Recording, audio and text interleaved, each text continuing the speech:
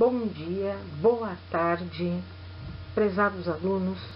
Hoje a nossa aula é sobre choque e sepse, duas condições muito severas e muito graves. Definição de choque.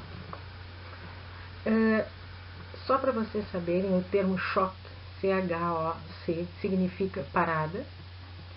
Ele foi usado pela primeira vez por um médico francês, Ledrant, em 1743, para indicar um colapso agudo que aconteceu após um episódio traumático. Lá por 1942 é que realmente surgiram os conhecimentos sobre fisiologia e terapêutica do choque. Tá? Na verdade, representa uma síndrome onde ocorre uma insuficiência circulatória aguda e colapso vascular agudo. Tá? Ainda podemos usar como definição um estado clínico que resulta de um suprimento inadequado de oxigênio para os tecidos, ou então uma incapacidade dos tecidos de utilizar aquele oxigênio que chegou até ele. Tá? E tudo isso vai resultar em quê? Em metabolismo celular alterado, morte celular e disfunção ou falha dos órgãos. Tá? Representa um quadro de hipoperfusão disseminada por redução de volume cardíaco ou débito cardíaco ou redistribuição de sangue, com um volume circulante muito inadequado, certo? Como o volume de sangue está inadequado, a gente vai dar de frente com um quadro de hipóxia celular e até anóxia.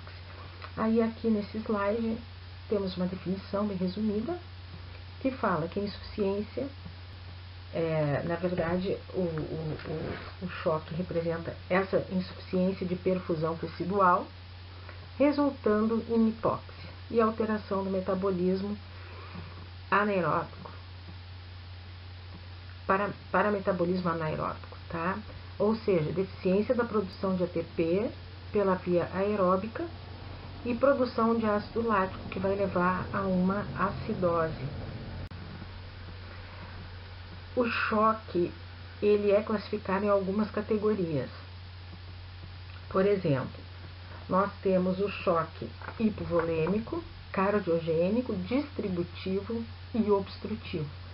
O hipovolêmico está associado basicamente a uma diminuição, certo, de como é que a gente diz, de uma diminuição muito abrupta no volume sanguíneo circulante. E aí existem várias condições, por exemplo, hemorragias,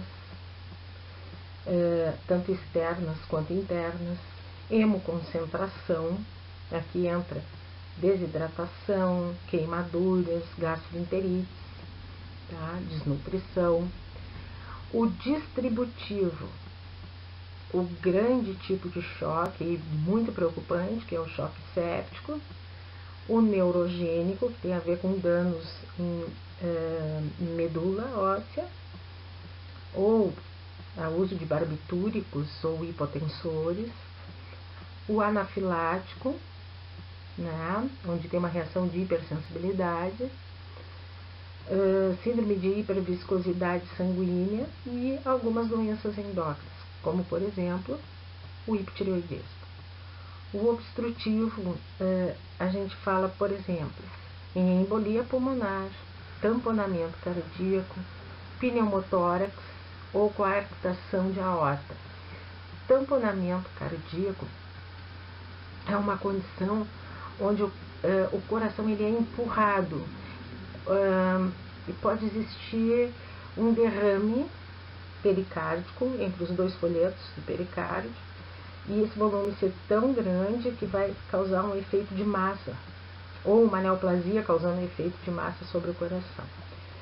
E pneumotórax é quando existe, por exemplo, uma ruptura de bolhas enfisematosas, tá? E que vão liberar ar. Bom, no choque hipovolêmico, pode ser hemorrágico ou não hemorrágico. No hemorrágico existem várias condições. Hemorragia digestiva alta, aqui entra hematêmese melena, hemorragia digestiva baixa, né? Ruptura de aneurismas, tanto de aorta torácica quanto abdominal, traumas vasculares, algumas lesões que podem ser hemorrágicas de fígado ou baço.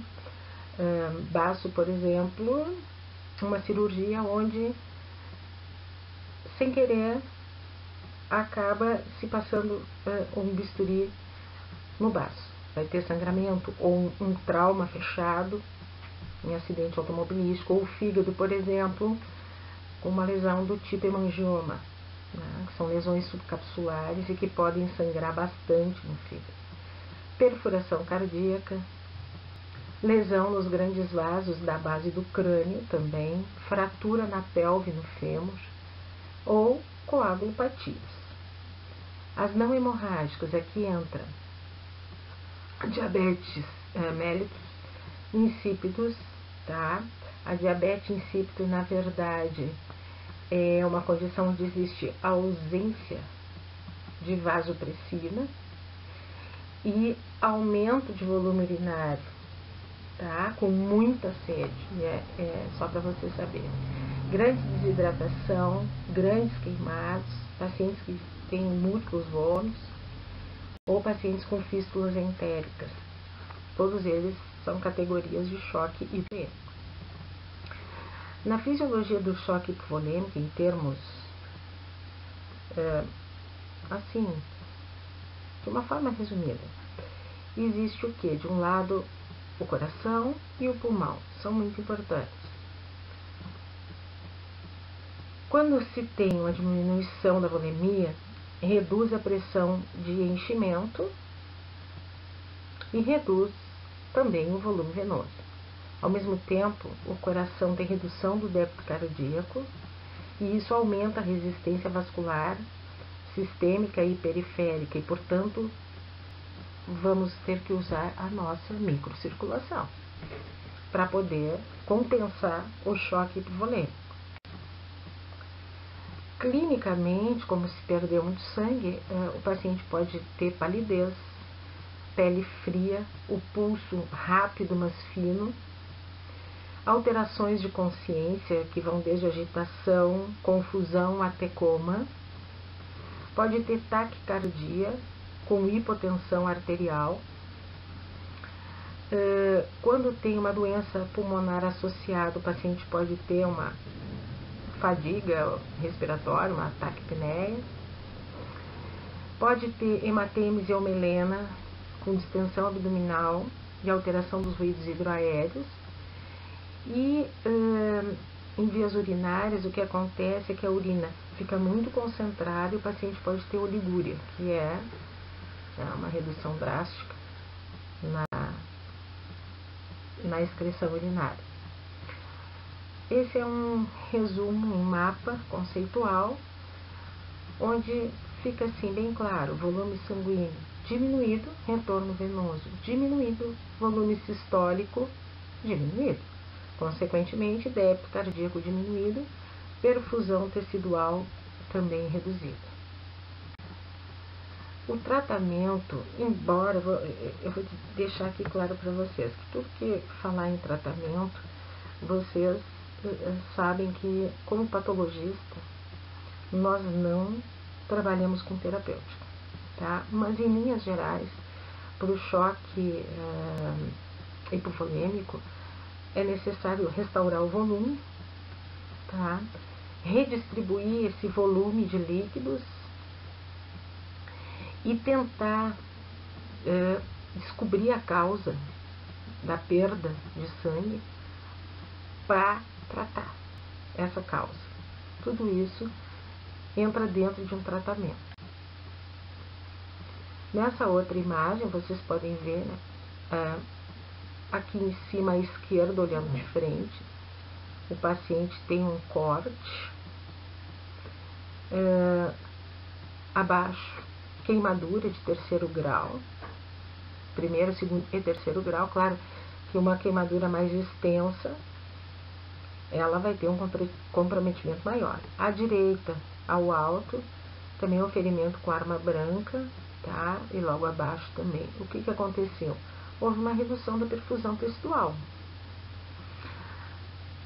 Reduzindo a perfusão, vai haver isquemia, tá? Hipóxia daquele tecido, ocorre aumento do ADP, da adenosina e do ácido lático. Aumenta também o número de mediadores que vão abrir a circulação, digamos assim, e o retorno venoso acaba diminuindo, a perfusão diminuindo ainda mais e o paciente entra em choque. Choque cardiogênico. O choque cardiogênico ele pode acontecer por arritmias, ou taquiarritmia ou bradiarritmia. Por fatores mecânicos, como lesões valvares regurgitantes, tá? De ventrículo para átrio, por exemplo, regurgitação de sangue, ou lesões obstrutivas de válvulas, como estenose mitral, por exemplo. Ruptura de septo interventricular, que é uma condição que pode acompanhar um infarto agudo do miocárdio, muito extenso. E aqui embaixo, infarto agudo do miocárdio e insuficiência cardíaca por miocardiopatias.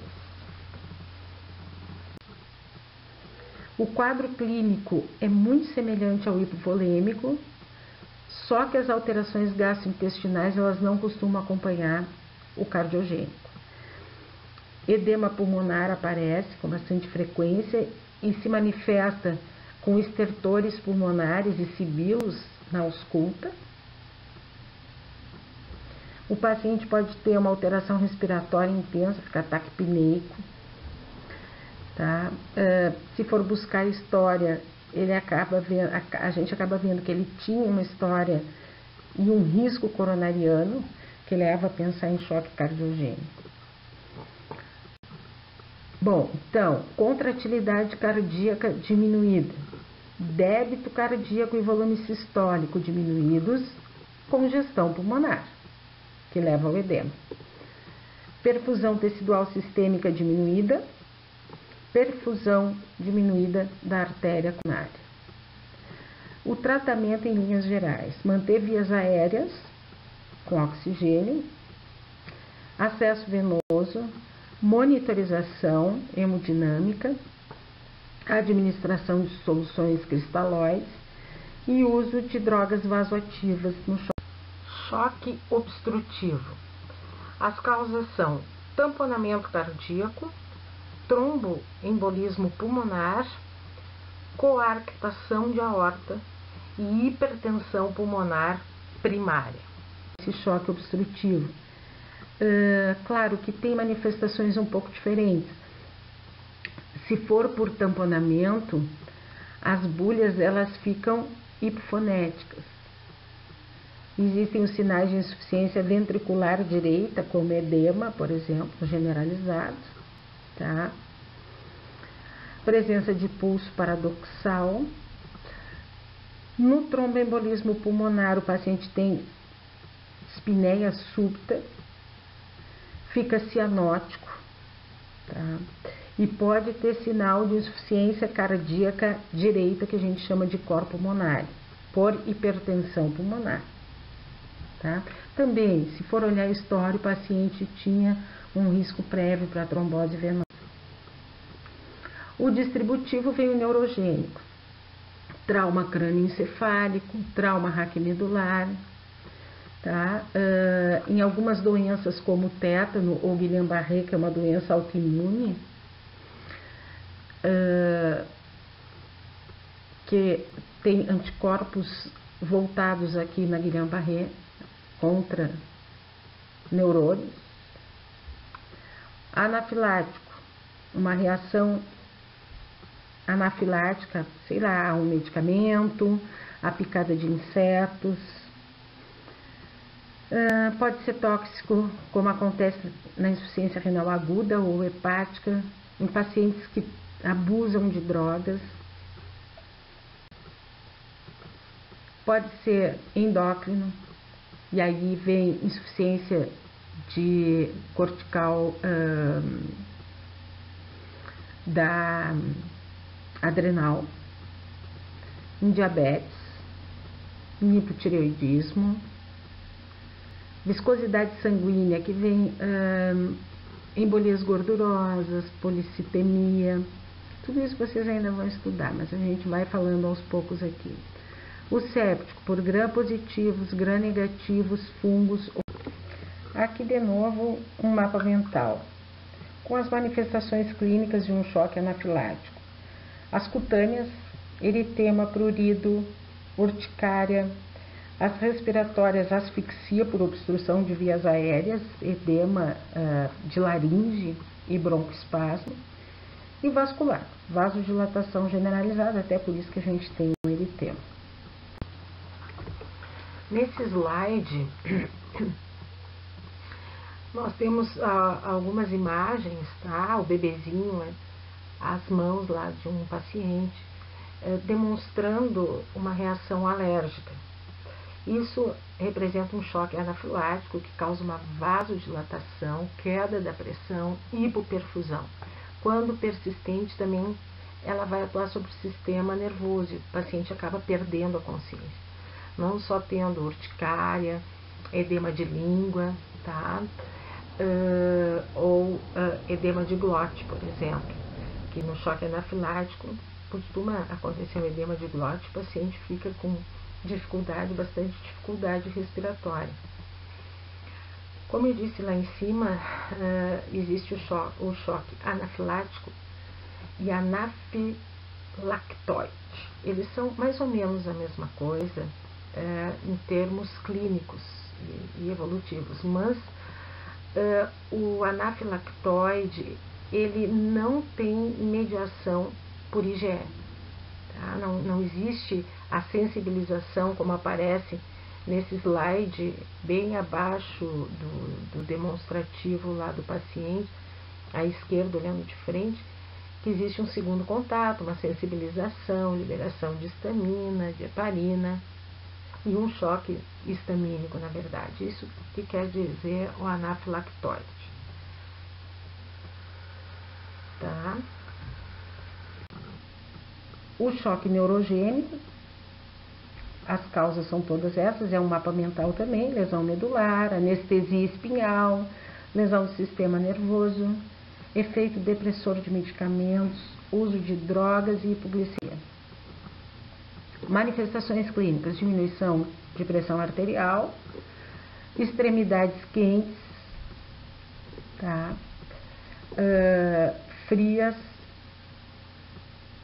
abaixo da lesão, tá?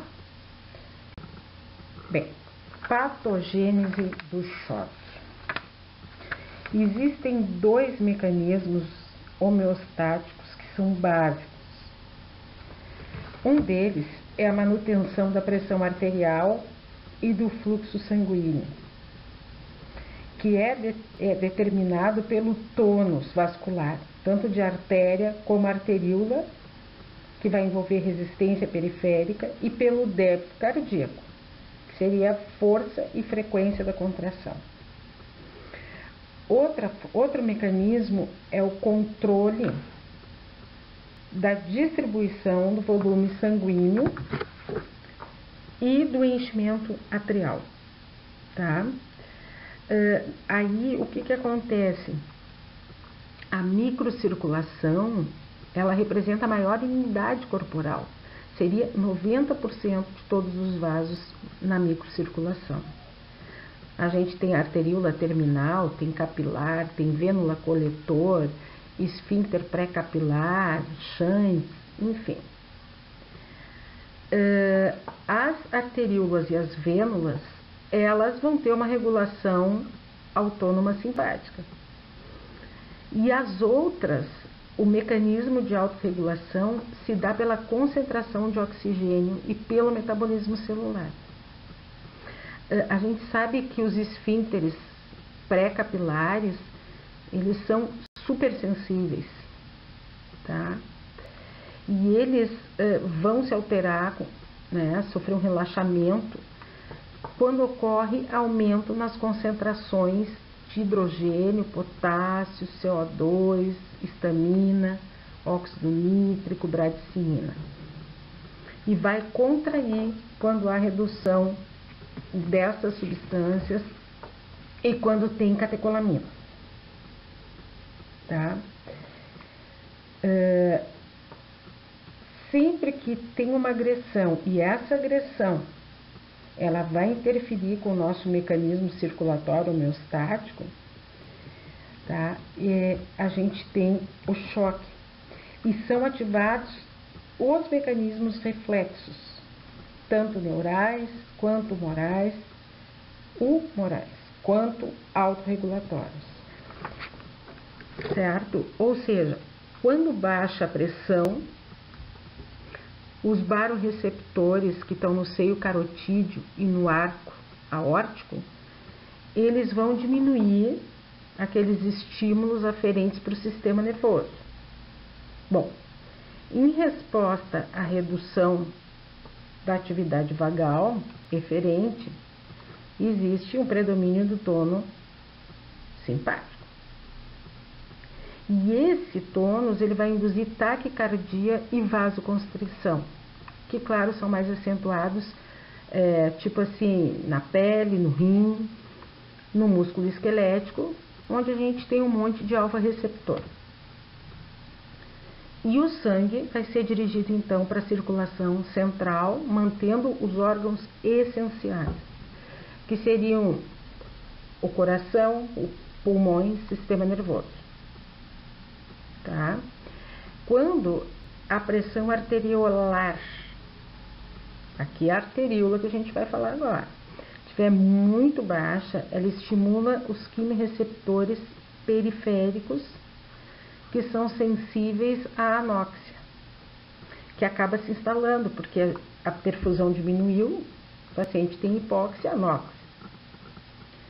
Então, acentua muito a vasoconstrição periférica e o paciente passa a ter taquipneia. Vai melhorar um pouco o retorno venoso, tá? Em função da ação bombeadora do pulmão nesse momento. Quando tem uma pressão sanguínea assim, ó, super baixa, 40 milímetros de mercúrio, por exemplo, a gente pode ter uma isquemia de sistema nervoso central, porque não tem sangue, tá? Bem, com o estímulo simpático, que nós falamos antes, a medula libera o quê? Catecolamina, em muita quantidade, principalmente epinefrina, para compensar a hipotensão. E aí elas vão promover a contração esplênica e a vasoconstrição periférica, tá? E vão tentar fazer um estímulo também do miocárdio.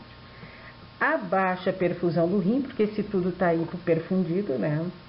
Abaixo de 60 milímetros de mercúrio e estimula a liberação da renina, que transforma o angiotensinogênio do plasma em angiotensina, que tem também uma ação vasoconstritora. E a angiotensina estimula a secreção da aldosterona, que vai fazer reabsorção de sódio e água, que também tenta promover assim o aumento do volume, digamos, do volume sanguíneo.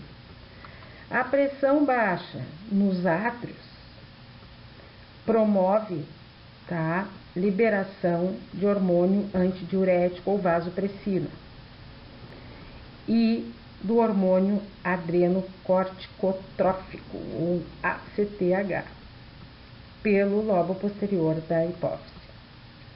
A vasopressina é um vasoconstritor muito importante e vai controlar a excreção renal de água.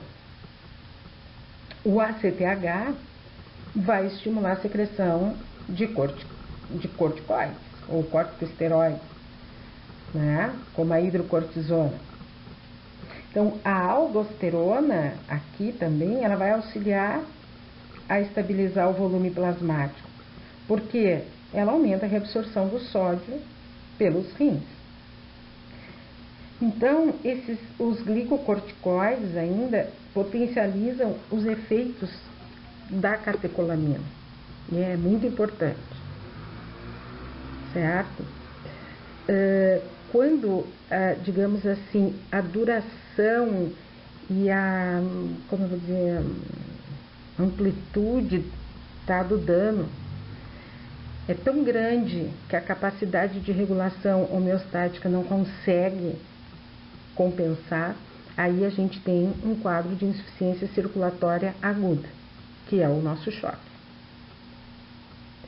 E se ele persiste, essa hipoperfusão, então a gente pode ter uma fase que no início é controlada, para uma fase progressiva e para descompensação total. E aí acaba ocorrendo falência cardíaca, tá? Insuficiência circulatória, também isquêmica. Por isso, essa é uma dinâmica importante, né, digamos, da patogênese que acontece. Quando existe a constrição sistêmica os tecidos, eles acabam fazendo uma acidose, tá, por hipóxia, que a gente já falou meio por cima, tá? E aí, essa fase é uma fase bem difícil, que causa dois efeitos. O sangue, mesmo estando normal, a quantidade, a volemia, né, ele é insuficiente para irrigar todo o capilar. E o fluxo capilar acaba sofrendo uma estase. Também não vai suprir a necessidade das células, tá? Então, a redução do fluxo periférico, ela vai proporcionar um acúmulo de fatores vasotrópicos, que diminuem o tônus vascular e agrava ainda mais hipotensão. Tá? A acidose, ela resulta da hipóxia, certo? E isso vai também deprimir miocárdio e diminuir a resposta ao estímulo das catecolaminas. Então, esse conjunto de coisas que a gente falou, ele aumenta cada vez mais a isquemia e favorece a presença de lesão endotelial. Tendo lesão endotelial, vem toda aquela cascata, liberação de tromboplastina, agregação de hemácias, tá? E acaba ocorrendo a coagulação intravascular disseminada, que aí já vai representar a fase 3 do choque, certo? Vocês já viram que é coagulação intravascular disseminada, né? Quando viram trombose. Então, é uma situação muito grave, tá? E que vai fazer com que ocorra formação de microtrombos generalizadas em todos os órgãos. No início vai acontecendo o quê? Infartos, fibrinólise, mas a verdade é que existe uma necrose tubular aguda e falência de vários órgãos que acabam sofrendo um processo hemorrágico. E isso que é interessante, porque a gente faz a pergunta: bem, se na coagulação a gente tenta conter algum tipo de sangramento, por que na coagulação intravascular disseminada os pacientes morrem sangrando? Principalmente sangramento suprarrenal do sistema nervoso, por exemplo, rins, tá? Porque ocorre um consumo muito grande de plaquetas, tá? Na tentativa, a gente chama de coagulopatia de consumo. Então, em diferentes órgãos a gente tem várias alterações. O cérebro, ele vai sofrer um pouco menos com alterações na volemia, tá? Porque ele tem uma regulação local. Muito bem. Mas já se sabe que existem variações no fluxo sanguíneo em várias áreas do cérebro quando existe hipovolemia, tá? Então, o que se pensava que o cérebro tinha ele mesmo fazia a sua manutenção local, não é bem assim. Nas alterações pulmonares, a insuficiência pulmonar progressiva, ela pode acontecer, que a gente chama de síndrome de adaptação respiratória do adulto, ou SARA, que é o pulmão de choque, que vai aparecer em pacientes que tiveram sepse, fizeram grandes cirurgias, ou tem insuficiência cardíaca, ou insuficiência renal, tá? Ou COVID, também pode, tá? Isso é que acontece. Bom, as alterações renais, eles têm, assim, ó, muito dano durante o processo de choque, tá? Nas pressões muito baixas, o órgão ele até faz uma redistribuição de fluxo. A medular acaba sendo bem reperfundida, mas a cortical não. Tá? Mas a lesão no túbulo renal, ela é uma lesão bem terminal. Tá? Quando tem necrose tubular aguda, é C-FINI. E aí, deu. Tá? Isso pode ocorrer em 24 horas. Perdão. Cardíaco, a gente sabe que o fluxo coronariano ele diminui muito com a diminuição do débito. E existe então a depressão da função cardíaca. Tá bem? Alterações da adrenal. Existe uma depressão focal de lipídios nas células corticais, porque ocorre uma hiperprodução de esteroides. Existem alterações de trato gastrointestinal, como isquemia intestinal. Alterações celulares, por exemplo, no hipovolêmico e cardiogênico, seria a diminuição de débito e hipotensão, tá? Insuficiência de oxigênio, ou seja, hipóxia.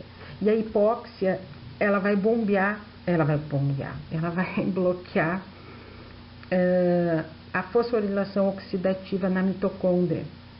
Com isso existe depressão de ATP e um deslocamento do metabolismo aeróbico para anaeróbico. E a gente vai ter uma grande produção de lactato e acidose lática. Tá? Isso aí é o principal. Os sinais clínicos do choque, como a gente viu ali já alguns, se sabe que ele é muito complexo.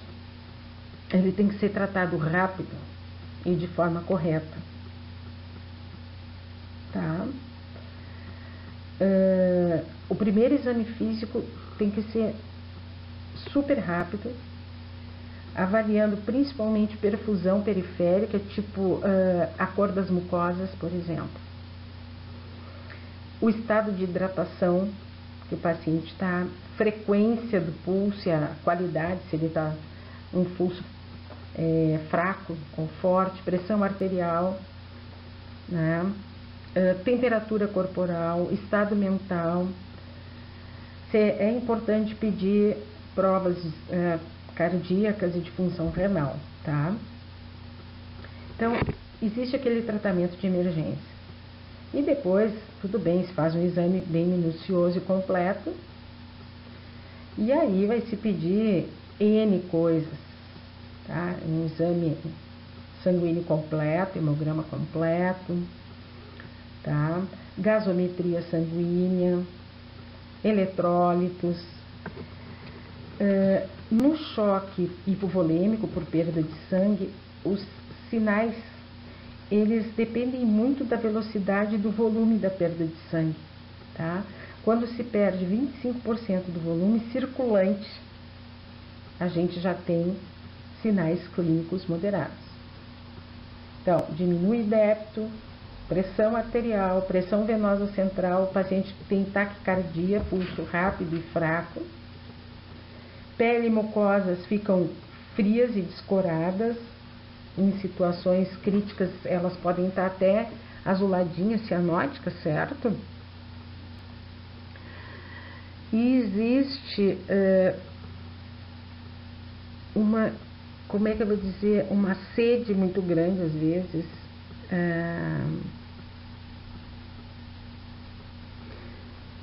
e a urina ela fica bem diminuída,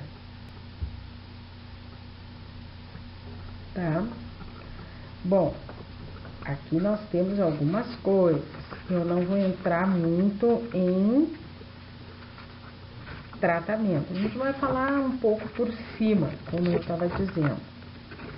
E aí, finalmente, bem, aqui os mecanismos compensatórios que a gente já falou, a resposta hemodinâmica, metabólica, neuroendócrina, são super importantes para tentar compensar o estado de choque.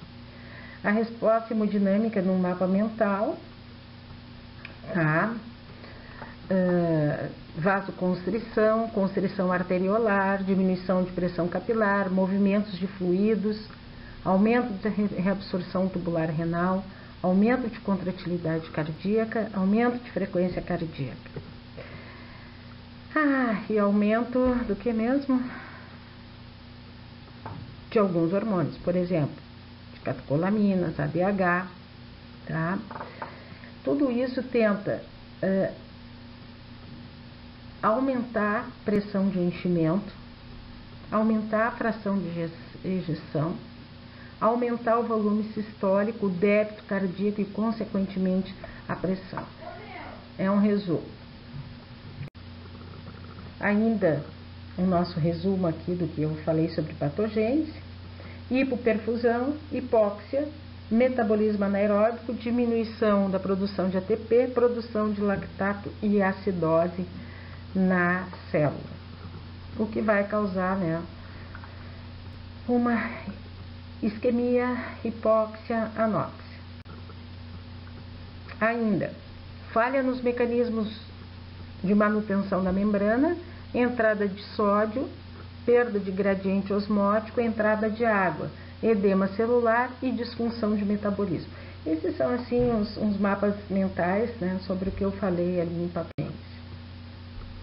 O choque tem estágios, tem uma fase compensatória, que é aquela fase em que a gente trata e ainda o paciente ainda está razoavelmente bem. A pressão está normal, aumenta a frequência cardíaca e contratilidade, o débito normal, ocorre aquele desvio de sangue para os órgãos vitais, a pele fria e pegajosa, diminuição de peristalse e do débito urinário e alcalose respiratória compensatória.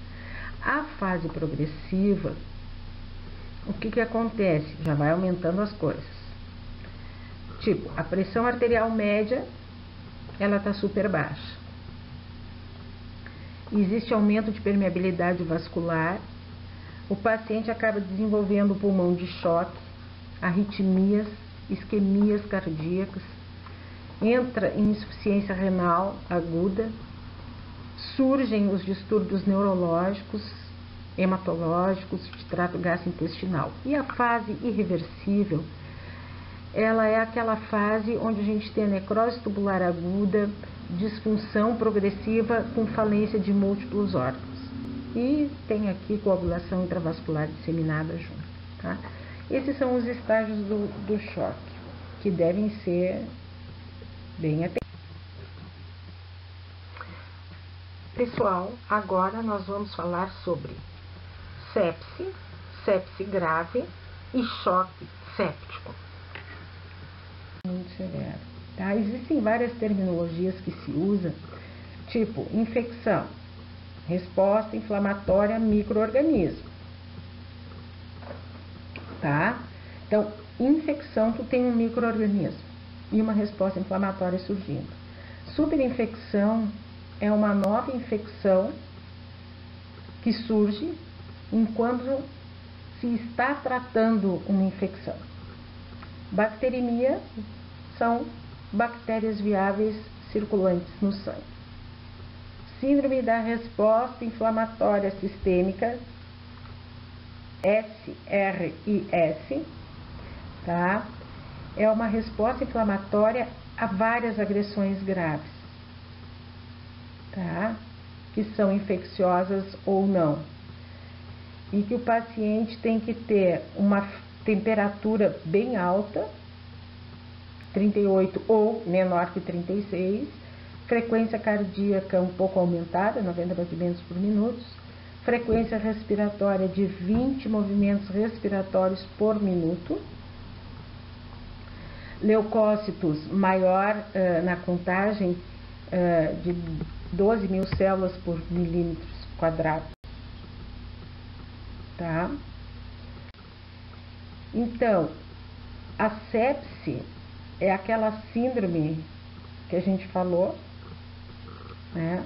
Respiratória inflamatória sistêmica, associada a uma infecção comprovada. Tá? Então, síndrome séptica, de novo, é SRS mais disfunção de órgãos e sinais clínicos de hipoperfusão ou hipotensão. Choque séptico, sepse com hipotensão, mesmo depois de tentar fazer a reanimação volêmica. E síndrome de disfunção de múltiplos órgãos é alteração na função do órgão num paciente que tem um processo séptico e não tem mais um processo homeostático adequado, que é o que acontece na fase 3 do choque. A gente tem na infecção, então, micro-organismos, bactérias principalmente. Elas têm produtos que a gente chama de exotoxinas e tem ainda as endotoxinas. Isso aparece muito nas gram-negativas. Tá? E ela produz uma resposta inflamatória produzindo citocinas, principalmente interleucina 1, interleucina 6 e fator de necrose alfa, certo? Bom, o que acontece no choque? Está meio desconfigurado aqui minhas flechinhas, tá? Mas assim, o mecanismo básico do choque séptico é a invasão pelo micro-organismo, primeira coisa, vai gerar reação sistêmica. Claro que a intensidade também depende do componente genético de cada indivíduo infectado e da regulação dos genes pró-inflamatórios. Então, existe liberação de atividades, de mediadores, inflamatórios e anti-inflamatórios, assim como fatores de aderência, que são as selectinas, a integrina, as integrinas, os radicais livres, o óxido nítrico. Ocorre a ativação de cascata de coagulação e fibrinólise e alteração do eixo neuroendócrino, ou seja, de hormônios e de enzimas vasoativas. De novo, mais um mapa mental, tá? Endotoxina, liberação de citocinas pró-inflamatórias, ativação leucocitária, consumo local de oxigênio, liberação de elastase neutrofílica, lesão tecidual, disfunção renal, disfunção respiratória.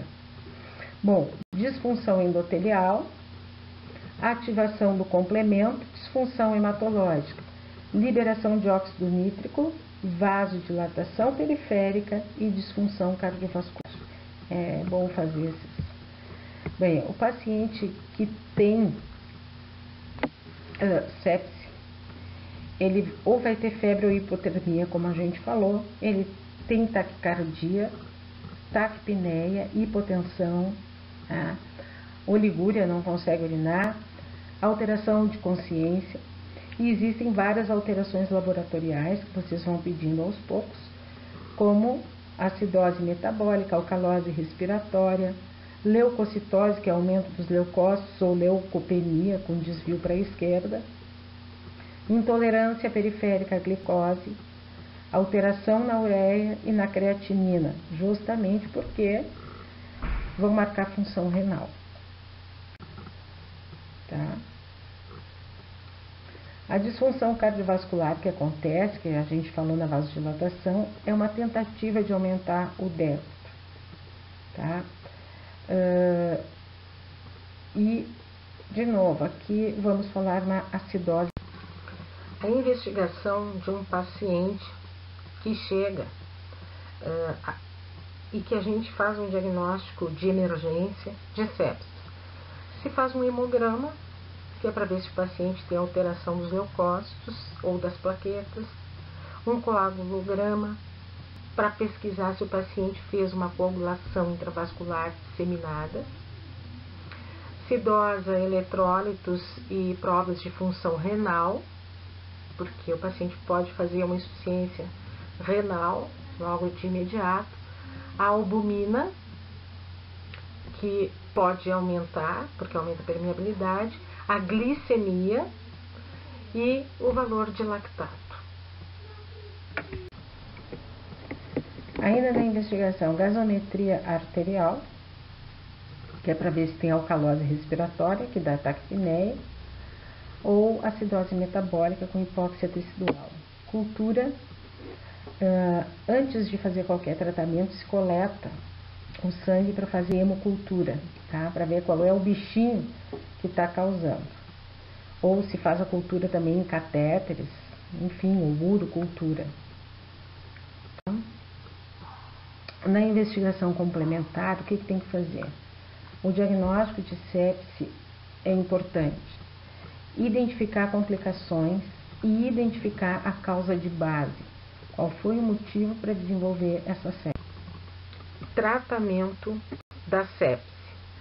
O tratamento, em linhas gerais, existe um momento que é ouro, nas primeiras 6 horas, outro que é prata, até 24 horas, e o bronze, quando já passou de 24 horas para 48 horas. Então, o momento de atuar é realmente quando o paciente chega em sepse. Então, fazer a monitorização, colocar na UTI, pegar acesso, fazer ressuscitação volêmica e antibiótico terapia. Nas primeiras 6 horas, o aspecto mais importante é o início da antibiótico terapia. Primeiro se faz a coleta dos culturais, hemocultura, cultura de urina, e até 1 hora do diagnóstico de sepse já deve ser iniciado. Se usa antibiótico de amplo espectro e assim que tem o resultado do cultural, dá para direcionar o tipo de antibiótico para o tipo de gel. E nas primeiras 6 horas, se tem um foco infeccioso, é aí que tem que atuar. Quer dizer, uma pancreatite necrohemorrágica, vai lá e faz uma pancreatectomia, retira esse foco infeccioso. Entre 6 e 24 horas, que seria prata, deve-se manter a hidratação, manter a diurese do paciente, verificar se existe ou não necessidade de introduzir corticoide e manter o controle da glicemia. Bom, o corticoide ele tem um efeito anti-inflamatório e uma ação potencializadora sobre os receptores das catecolaminas. Pacientes que não respondem ao vasopressor, adultos, deve-se considerar a possibilidade de usar hidrocortisona. Controle glicêmico. A sepse é um estado hiperadrenérgico. Existe uma predisposição a fazer infecções muito graves com polineuromiopatia e disfunção de múltiplos órgãos. Por isso é importante fazer o controle glicêmico. E a glicemia ela tem que ficar numa faixa adequada, entre 110 e 150, que vai reduzir a taxa de mortalidade e provocar um menor risco de hipoglicemia no paciente. Estratégia ventilatória protetora.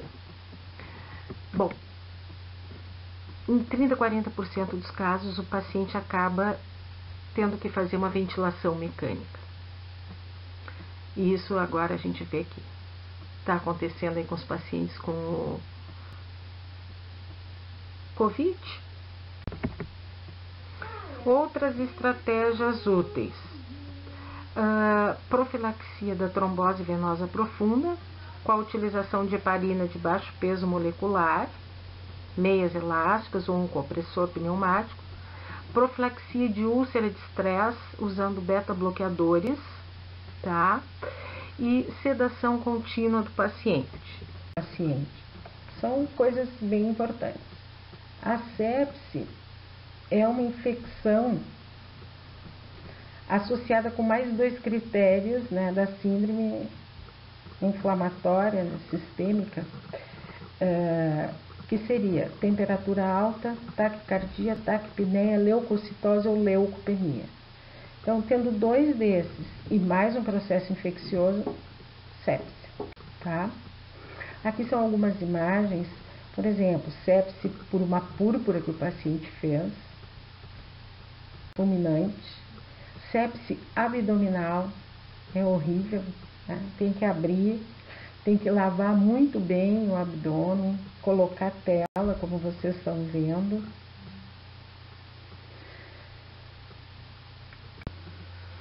E por último, essas 2 imagens nos mostram pacientes já com sepse bem severa, os 2 pacientes da esquerda olhando de frente, já em UTI, com as manifestações cutâneas.